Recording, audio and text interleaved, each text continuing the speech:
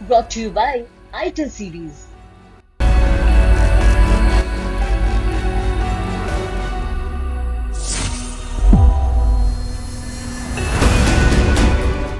के बाद जो एक टीस थी जाटों के मन में, शायद हो सकता है उसकी भरपाई करने के लिए 2024 में प्रधानमंत्री जी ने ये भारत रत्न दिया हो। भारत रत्न बहुत पहले मिल जाना चाहिए था। दिल जीत लिया वो, क्योंकि उनके पोते हैं और वो उनके दादा हैं, तो पुत्र का ऐसा कहना उचित लगता है।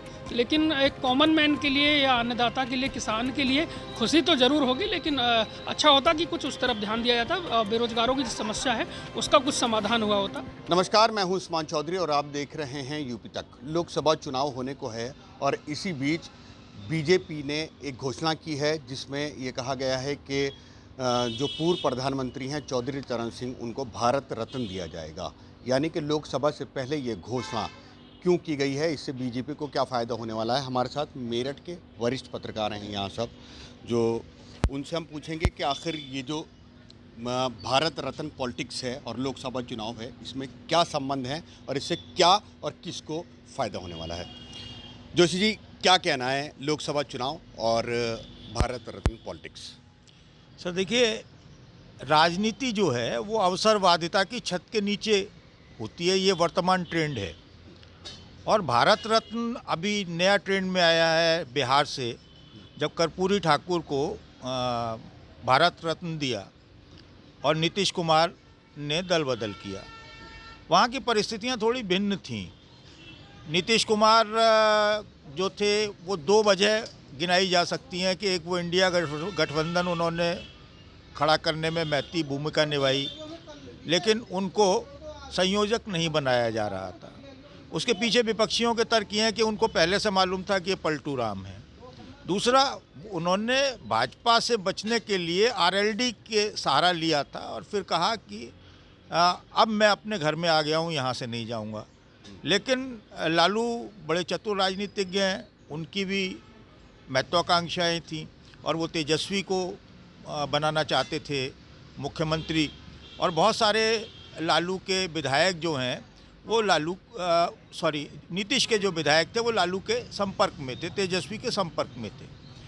अब इस बीच कुछ परिस्थितियां ऐसी घटी कि नीतीश कुमार के जो करीबी लोग थे उनके घर ईडी का खेल शुरू हो गया। जैसे बड़े खरबपति अरबपति ठेकेदार हैं उनमें शामिल, जो फाइनेंसर हैं। तो इसके बाद में नीतीश कुमार चले गए, कर्पूरी ठाकुर को उन्होंने भारत रत्न दिया और नीतीश कुमार चले गए, आ गए। और अब नीतीश कुमार ने कहा अब मैं यहाँ से कहीं नहीं जाऊँगा। कल किसी को नहीं मालूम, वो कई बार ये कह चुके हैं। अब जयंत चौधरी भी भारत रत्न के उसमें हैं। आज उन्होंने लिखा दिल जीत लिया आपने, उन्होंने लिखा दिल जीत लिया, दिल जीत लिया आपने। और कल वो कह रहे थे कि मैं हाथरस नहीं भूलूंगा।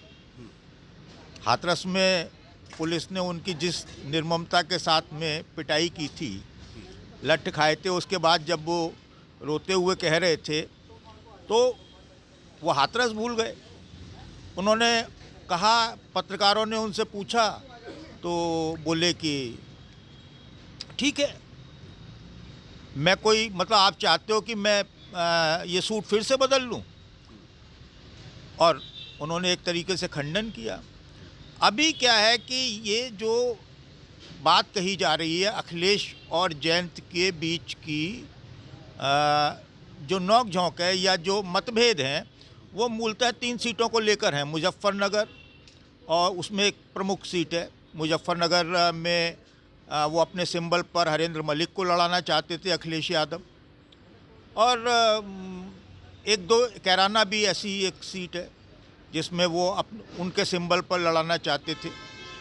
तो ये बात लेकिन उनसे पूर्व में भी पूछी गई। उनके प्रवक्ता रोहित हैं, राष्ट्रीय प्रवक्ता हैं रोहित जाखड़, उनसे पूछा तो उन्होंने कहा नहीं, हरेंद्र मलिक तो पहले हमारे यहाँ भी रहे हैं, तो हमारी पार्टी ज्वाइन करेंगे, हम टिकट देते हैं, इसमें क्या गुरेज है। तो मूल वजह वो नहीं है। मूल वजह ये इसलिए नहीं कही जा सकती कि जयंत चौधरी को जितनी सीटें विधानसभा चुनाव में अखिलेश यादव ने दी और उनके सिंबल पर लड़ाया, उसकी पीछे वजह ये थी कि इनका सिंबल भी जाने को तैयार था वोटिंग परसेंटेज को लेकर। तो रालोद का जो सिंबल है वो अखिलेश ने ज़्यादा सीट देकर बचवाया और तय ये किया कि ठीक है, तुम्हारा सिंबल बचा रहेगा, पार्टी बची रहेगी और हमारे ये 2-3 कैंडिडेट आपके चुनाव उस पर लड़ लेंगे। ये बात मतलब था। इसके बाद में उन्होंने डिम्पल यादव को न भेजकर जयंत चौधरी को राज्यसभा में भी भेजा।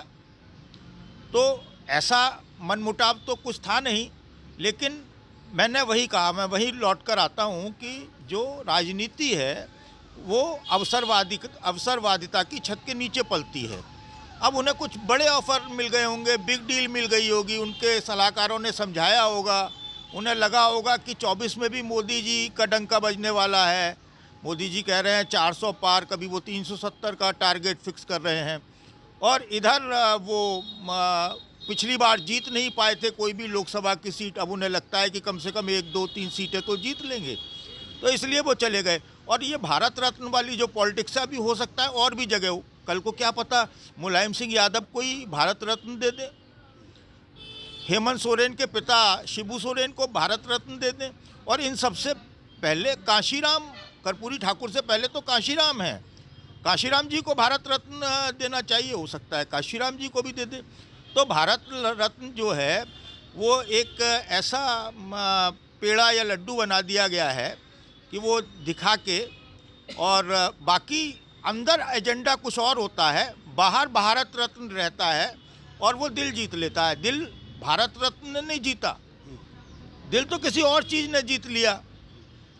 तो अखिलेश अब गाना गाएंगे कि कल तक जिसने कस्में खाई दुख में साथ निभाने की, आज वो अपने सुख की खातिर हो गई वो बेगाने की। बेगाने की नहीं हुई, बेगाने तो अखिलेश भी थे, बेगाने राहुल भी हैं, बेगाने और भी हैं।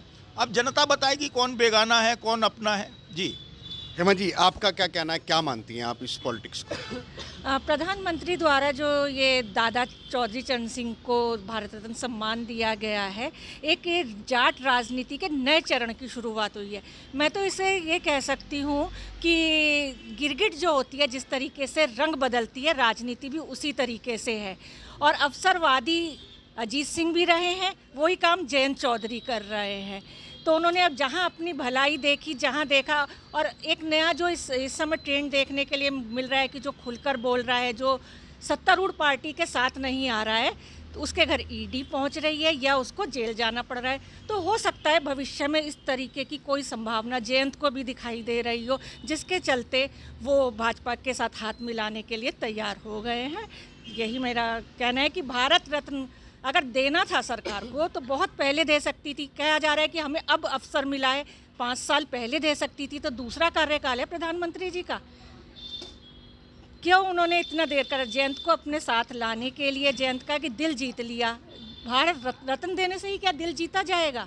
जो जाट लोग 2020 में आंदोलन कर रहे थे, उसके बाद जो एक टीस थी जाटों के मन में, शायद हो सकता है उसकी भरपाई करने के लिए 2024 में प्रधानमंत्री जी ने ये भारत रत्न दिया हो। भारत रत्न बहुत पहले मिल जाना चाहिए था चौधरी चरण सिंह को। श्रीपाल जी, आपका क्या कहना है, क्या लोकसभा से पहले ये दाव कैसा? उस्मान जी, मुझे लगता है कि ये जो भारत रत्न अब दिया गया है ये बहुत पहले दिया जाना चाहिए था और समय समय पर मांग भी उठती रही है।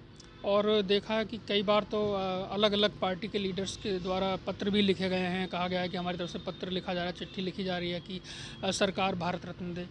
जब कांग्रेस की सरकार थी तब भी चिट्ठी तक लिखी गई थी, तब भी कुछ नहीं हुआ। उसके बाद भी लगातार ये मांग उठती चली आ रही थी। यहाँ बात ये नहीं है कि भारत रत्न दिया गया है, बात ये है कि वो टाइमिंग जो है भारत रत्न देने की वो बहुत कुछ कहती है। अगर हम बिल्कुल निशब्द होकर भी बैठ जाएं तो हम मंथन कर सकते हैं कि इस वक्त जो भारत रत्न दिया जा रहा है, इस वक्त जो ये घोषणा की गई है, हालांकि ऐसा नहीं है कि सिर्फ चौधरी चरण सिंह जी को ये भारत रत्न दिया जा रहा है, और भी कई नामों की घोषणा की गई है। और खुद प्रधानमंत्री नरेंद्र मोदी जी ने अपने जो उनका सोशल मीडिया पर उन्होंने खुद ये जानकारी साझा की है। इसमें अभी बीते दिनों कर्पूरी ठाकुर जी का भी नाम पहले आ ही चुका है, जिसके बाद वहाँ एक बड़ा बदलाव देखने को मिला। नीतीश जी इंडिया गठबंधन का साथ छोड़कर दूसरी तरफ चले गए। तो कहीं ना कहीं ये बात भी सही है कि ये जो टाइमिंग है इसे जो सरकार है भारत की वो अपने हिसाब से देख रही है, क्योंकि आगामी समय में चुनाव होना है, ज़्यादा समय अब है नहीं। तो इसके हम अलग भी कुछ मायने निकाल सकते हैं, लेकिन ये बात सही है कि ये किसानों की एक जायज़ मांग थी, और किसानों के क्योंकि वो मसीहा कहे जाते हैं। जैन जी कहते हैं कि दिल जीत लिया। जैन जी कहते हैं दिल जीत लिया, लेकिन जैन जी के हिसाब से दिल जीत लिया होगा क्योंकि उनके वो दादाजी हैं और वो उनके पौत्र हैं। लेकिन अगर दूसरी तरफ देखें तो दिल जीतने वाली बात उनके लिए ठीक है क्योंकि वो उनके दादाजी हैं, लेकिन एक कॉमन मैन अगर देखे तो उसके हिसाब से तो मुझे नहीं लगता कि ऐसे कोई दिल जीतने वाली बात है। भारत रत्न की एक जो मांग थी समय से वो पूरी हुई है। कोई ऐसा नहीं हो गया कि कुछ कहीं कुछ अग्निवीर में कुछ तब्दीली कर दी है या कुछ और नौकरियां इन्होंने निकाल दी हैं, क्योंकि जो बेरोज़गारी की समस्या है वो बहुत बड़ी समस्या है। और किसानों के जो तमाम मुद्दे हैं, ऐसा भी नहीं है कि किसान कोई अभी भारत रत्न मिलने से वो ठीक है खुश होंगे, क्योंकि एक जो किसानों का मसीहा कहे जाते हैं चौधरी साहब, उन्हें भारत रत्न मिलने जा रहा है, ये बात सही है। लेकिन ऐसा तो है नहीं कि किसानों की उनकी जो मांगें चली आ रही हैं, जिसको लेकर 18 महीने तक वहाँ देखा प्रोटेस्ट चला, आंदोलन हुए, और राष्ट्रीय लोकदल ने भी खुद पूरे यूपी में अलग अलग ज़िले में जा कर के महापंचायतें की। तो जिन मांगों को लेकर महापंचायतें की गई उनमें से तो अभी कुछ हुआ नहीं है, और संभवतः ऐसा भी कुछ हो सकता है कि अगर एक बात ये अभी कंसीडर की गई है तो कुछ और बातों पर अभी कुछ मंथन चल रहा हो, क्योंकि संभावनाओं का क्षेत्र है राजनीति। तो उस्मान जी, मुझे लगता है कि अभी दिल जीत लिया वो, क्योंकि उनके पोते हैं और वो उनके दादा हैं, तो पुत्र का ऐसा कहना उचित लगता है। लेकिन एक कॉमन मैन के लिए या अन्नदाता के लिए, किसान के लिए खुशी तो ज़रूर होगी, लेकिन अच्छा होता कि कुछ उस तरफ ध्यान दिया जाता, बेरोज़गारों की जो समस्या है उसका कुछ समाधान हुआ होता। मेरा तो यही मानना है।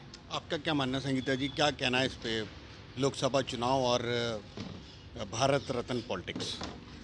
इस समय ये फैसला करना 100% भाजपा को, जो 24 का चुनाव आ रहा है लोकसभा, उसमें सीधा सीधा फ़ायदा होगा। अभी बहुत सारे किसान और राष्ट्रीय लोकदल सड़कों पे था, मोदी जी के खिलाफ था, और अभी हमने देखा कि भाजपा कार्यकर्ता, नेता और राष्ट्रीय लोकदल के कार्यकर्ता एक साथ जश्न मना रहे हैं गुड़ खाकर, एक दूसरे को गुड़ खिलाकर।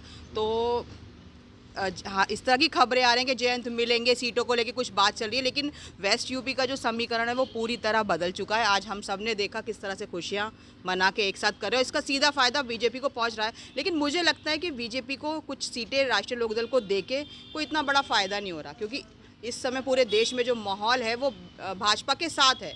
3 सीट से क्या हो जाएगा अगर हम इतनी सारी, हालांकि जो भारत रत्न दिया जा रहा है वो एक स्वागत योग्य है, उन्होंने किसानों के लिए काम किया, वो ज़मीन से जुड़े हुए नेता थे। लेकिन जो राष्ट्रीय लोकदल है, अजीत सिंह जी हैं या जयंत है, ये तो जो पूरा परिवार है अवसरवादी है। हमने अजीत सिंह जी के साथ भी काम किया है, वो कभी कांग्रेस में गए, कभी कहीं गए, कभी उन्हें मंत्रालय चाहिए था, कुछ ना कुछ, मतलब ये लोग राजनीति से जुड़े हुए हैं और इन्हें अवसर का फ़ायदा इन्होंने उठाया। और अच्छा, बात करते हैं कि अभी हाल में यूपी में राहुल गांधी की यात्रा एंटर करने वाली है, उससे पहले ये उलटफेर किया गया? बिल्कुल हो सकता है, बिल्कुल हो सकता है। अब पश्चिमी उत्तर प्रदेश का पूरा समीकरण आज बदल चुका है। आज राष्ट्रीय लोकदल और भाजपा के लोग दिल से एक साथ जुड़कर जश्न मना रहे हैं, तो सीट बात क्लियर है, दोनों एक साथ चुनाव लड़ने वाले हैं। आपका क्या मानना है कि राहुल गांधी की यात्रा से पहले ये फेरबदल? उस्मान जी, भारत जो राहुल जी की जो यात्रा की बात है जहाँ तक, और दूसरी तरफ अगर देखें तो कांग्रेस लगभग 3.5 दशक से यूपी में सत्ता से बहुत दूर है। हालांकि कोशिशें हो रही हैं कि कांग्रेस मजबूत हो, लेकिन ऐसा हो नहीं पा रहा है, क्योंकि जो क्षेत्रीय पार्टियां हैं उनका जो वर्चस्व है वो जिस तरह से मजबूत हुई, कांग्रेस एकदम से ख़त्म होती चली गई। तो ऐसे में कांग्रेस जो यूपी में कोशिश करना चाह रही है उसमें वो कामयाब हो पाए, मुझे तो ऐसा लगता नहीं है। और इससे तो बहुत ज़्यादा कुछ इसके, मुझे नहीं लगता कि इसके कुछ सियासी मायने निकाले जाने चाहिए, क्योंकि वो अपनी पावर बढ़ाने के लिए कोशिश कर रहे हैं। लेकिन ये तो वही जाने उनके पॉलिसी मेकर कौन हैं, खासतौर से राहुल जी के जो पॉलिसी मेकर हैं, कांग्रेस के जो पॉलिसी मेकर हैं, वो किस तरह के प्लान बनाते हैं, वो तो वही जानते होंगे। कि जब वो अभी पश्चिम बंगाल में गए थे, आपने देखा होगा, तो ममता जी नाराज़ हो गई थी। ममता जी का कहना था कि भाई हमें तो इन्होंने एक सूचना तक देना उचित नहीं समझा, और ये वेस्ट बंगाल में आ रहे हैं, यात्रा कर रहे हैं, प्लानिंग कर रहे हैं, हमसे संपर्क तक नहीं किया गया। हम हो सकता था कुछ प्लान करते। उन्होंने वहाँ पे फिर अपना एक बयान भी दिया था कि मैं तो पूरी तरह से इंडिपेंडेंट अपने कैंडिडेट उतारूंगी, अलग से लड़ूंगी। और ऐसे में अब जब कांग्रेस के पास बहुत कुछ यहाँ है नहीं, ऐसे में अखिलेश ने हालांकि कहा है, जो अखिलेश जी ने कहा है कि रायबरेली और अमेठी में वो जाएंगे, उनकी यात्रा में शामिल होंगे।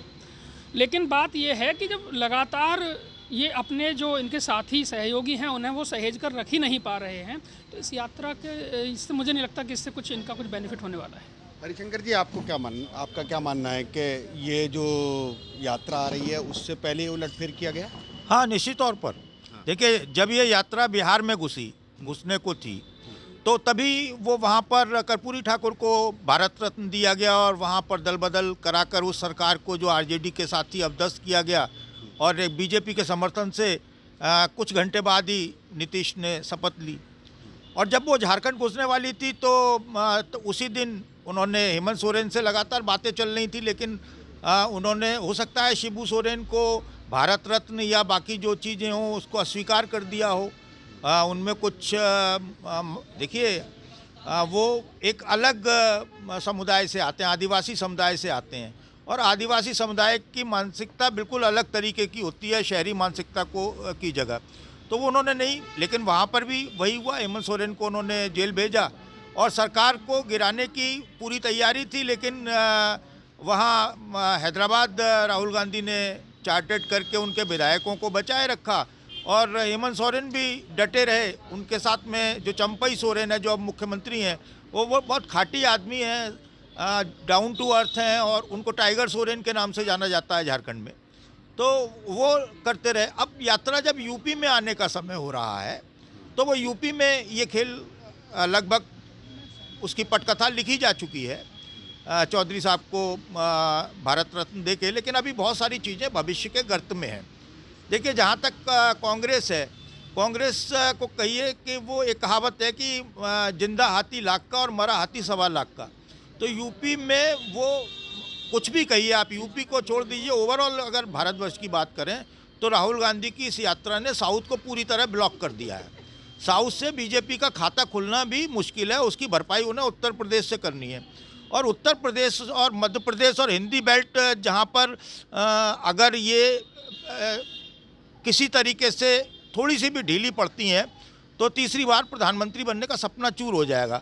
इसलिए वो 3 सीटें भी उनके लिए बहुत महत्वपूर्ण हैं। 3 सीटें अगर ये जीतेंगे, जैन जीतेंगे, तो उनका मानना है कि इसके सहारे हम कुछ और सीटें बीजेपी जीतेगी, बीजेपी की सीटों में भी बढ़ोतरी होगी। जो अब उनके पास 62 सीट हैं वो उसको 70 तक, 71 उनका पुराना एक आंकड़ा है 14 वाला, वो 71 के पार, वो 75 पार कहें या कोई भी टारगेट सेट करें, वहाँ तक ले जाना चाहते हैं।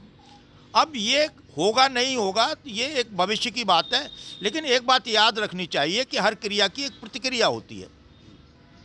जो हमारे यहाँ राजनीति है वो क्या है कि Jat versus non Jat OBC में, और Yadav versus non Yadav OBC, दोनों जाट भी ओबीसी हैं, यादव भी ओबीसी हैं, लेकिन क्या है कि जाट अपने क्षेत्र में दबंग हैं और वो उन्होंने बहुत सारे, चाहे वो दलित हैं चाहे वो दूसरे पिछड़े हैं, उनको हमेशा दबा कर रखा है। इसलिए वो जहाँ जाट रहता है वो उससे छिटक कर रहते हैं। अभी तक वो बीजेपी के पास हैं, ऐसे ही यादवों के उसमें भी है। तो इसका उल्टा ये भी हो सकता है कि जो कुशवाहा, सैनी और दूसरे ओबीसी हैं वो जाटों के वहाँ पर फिर से प्रभुत्व में आने पर वो खिसक आए, अखिलेश की तरफ खिसक आए। और जब अखिलेश के पास ओबीसी आया था तो अखिलेश मुख्यमंत्री बने थे, उन्होंने सबको साफ कर दिया था, साइकिल चली थी। और यहाँ जहाँ तक राष्ट्रीय परिप्रेक्ष्य की बात है तो अल्पसंख्यक समुदाय आज ये मानकर चल रहा है कि खाली क्षेत्रीय दलों से उसका भला नहीं होने वाला है। उसके साथ जो जिस तरह का बर्ताव किया जा रहा है दोयम दर्जे के नागरिक का, वो नहीं होने वाला है। इसलिए उसे राष्ट्र में एक मुख्य पार्टी ऐसी चाहिए जो ताकतवर पार्टी हो, इसलिए वो विपक्ष को मजबूत करना चाहता है या वो उसे सत्ता में भेजना चाहता है। अच्छा, जयंत अखिलेश बार बार जयंत को किसानों की दुहाई दे रहे हैं, किसानों को लेकर बात कर रहे हैं, लेकिन आरएलडी इसी बीच में एक पोस्टर जारी करती है कि किसान बहुत समझदार है। हाँ, नेचुरली किसान बहुत समझदार है। अगर समझदार ना होता तो अगर हम विधायक हमारे से अगर सिवाल खास की बात करें, आरएलडी सिंबल चेंज होने पर वहाँ से जीता था। आरएलडी का सिंबल पर समाजवादी पार्टी का कैंडिडेट जीता था। किसान भी अच्छी तरीके से समझ चुके हैं उनका हित क्या है और क्या नहीं है। अभी आप कह रहे थे कि यात्रा आ रही है राहुल गांधी की, तो घबराहट तो भाजपा के मन में कहीं ना कहीं दिखाई दे रही है। आखिरी सवाल मेरा छोटा सा ये है, क्या बीजेपी को फायदा होने वाला है इससे? छोटा सा। नहीं, बीजेपी नुकसान में हिंदी पट्टी में या काऊ बेल्ट में है कहाँ, अभी तो नहीं दिखाई देती है। लेकिन आप सोचिए कि आप दूसरे तरीके से सोचिए। सवाल ये है कि 272 का आंकड़ा पार करना है सबसे पहले, जिसको वो 340 का और 400 पार का गोल सेट करके दिखा रहे हैं। और जो सो कॉल्ड सर्वे एजेंसियां एग्जिट पोल कर रही हैं, वो पहले तो उन्हें वो पार करना है। वो पार करने के लिए उनको चाहिए 100% सीटें, है ना। उन्हें 100% सीटें चाहिए। 100% सीटों में क्या चाहिए उनको चाहिए यूपी, मध्य प्रदेश में जैसे उनके पास में एक सीट है कांग्रेस के पास में, छिंदवाड़ा वाली, तो हो सकता है मध्य प्रदेश की वो एक सीट भी चली जाए, मान लीजिए। राजस्थान में सारी सीटें भारतीय जनता पार्टी के पास हैं, वो भी चली जाएं। अब ऐसा नहीं हो सकता गुजरात की 26 सीटें उनके पास हैं तो 26 में से 28 उनके पास चली जाएं। राम के नाम पर अगर 5% 10% वोट बढ़ गया और इस तरह की टैक्टिस से कुछ वोट बढ़ भी जाए तो सीटों में ट्रांसलेट करेंगे तो सीटें कहाँ जाएंगी? बीजेपी को फायदा होगा मतलब? नहीं, मेरी बात सुनिए आप। बीजेपी को फायदा होगा, बीजेपी को वोट परसेंटेज में फ़ायदा हो सकता है, लेकिन जहाँ तक सीटों की बात है और बहुमत की बात है, उसमें अभी थोड़ा इंतजार करना पड़ेगा, देखना पड़ेगा कि क्या समीकरण बन रहे हैं। और साउथ अगर कमज़ोर हो जाता है, जैसे उन्होंने नरसिंह राव को भी दिया है आंध्र की वजह से, क्योंकि आंध्र में आंध्र, तेलंगाना, कर्नाटक, तमिलनाडु, यानी पूरा की पूरा दक्षिण भारत साफ है बीजेपी के पास से। असम पूरा साफ होने की उम्मीद है, क्योंकि पिछली बार भी 0.5% वोट का अंतर था कांग्रेस और बीजेपी के बीच में वहाँ पर। तो 0.5% वोट कुछ नहीं होता, एक झड़ी में वहाँ पर मतलब निकलता है। तो उनके अंदर जो डर बैठा हुआ है भारतीय जनता पार्टी के अंदर इस वक्त, वो ये है कि मतलब किस तरीके से एक एक सीट उनके लिए महत्वपूर्ण है। इसलिए उनके लिए अजीत सिंह भी महत्वपूर्ण है, नीतीश भी महत्वपूर्ण है और हेमंत सोरेन भी महत्वपूर्ण है।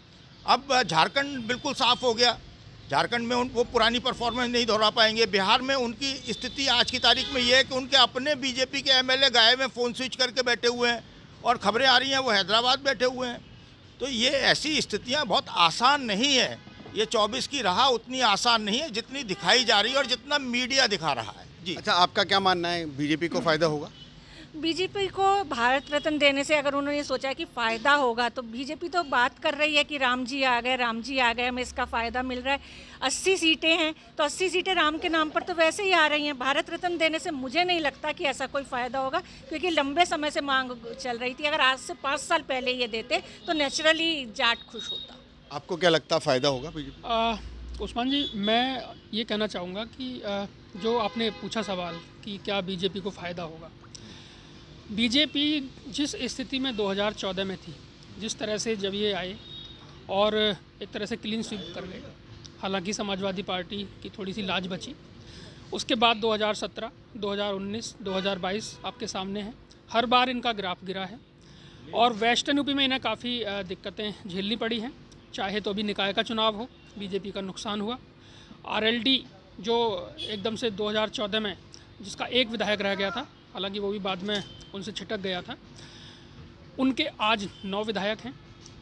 वहीं दूसरी तरफ समाजवादी पार्टी भी वेस्टर्न यूपी में कुछ ठीक कर पाई थी, बीजेपी को नुकसान हुआ था।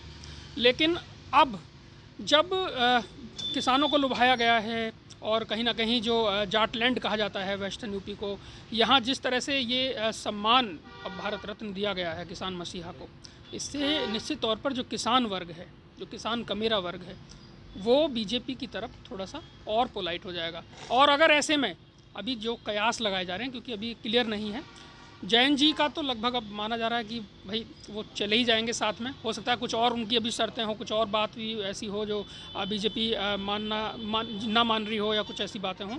तो मुझे लगता है कि अब बीजेपी क्योंकि राम मंदिर का अभी सबको पता ही है, जिस तरह से अभी अयोध्या में सब कुछ हुआ पूरा, तो माहौल तो बीजेपी ने एक बनाया है। प्रचार भी लोगों ने किया है राम मंदिर के नाम पर, जब अभी पीछे कार्यक्रम हुआ तो लोगों ने ही प्रचार भी किया। और अब 3 दिन तक जिस तरह से पूरी तरह से माहौल आप देख रहे थे, कयास लगाए जा रहे थे, इतनी बड़ी बात तो थी नहीं जिस तरह से मीडिया पे खबरें चल रही थी। भाई उधर 2 सीटें मान रहे थे, 2-3 सीट का मुद्दा था कि भाई मुजफ्फरनगर इनके लिए एक दिक्कत। मेरा ये सवाल है, फ़ायदा होगा? बिल्कुल, बेशक बीजेपी को फ़ायदा होगा। आपका क्या मानना, बीजेपी को फ़ायदा होगा? बिल्कुल फ़ायदा होगा, क्योंकि पश्चिमी उत्तर प्रदेश में थोड़े से जाट और किसान भाजपा से नाराज़ थे, और क्योंकि भारत रत्न की घोषणा हो चुकी है तो इससे पूरा क्लियर है 100% फ़ायदा भाजपा और राष्ट्रीय लोकदल दोनों को होने वाला है।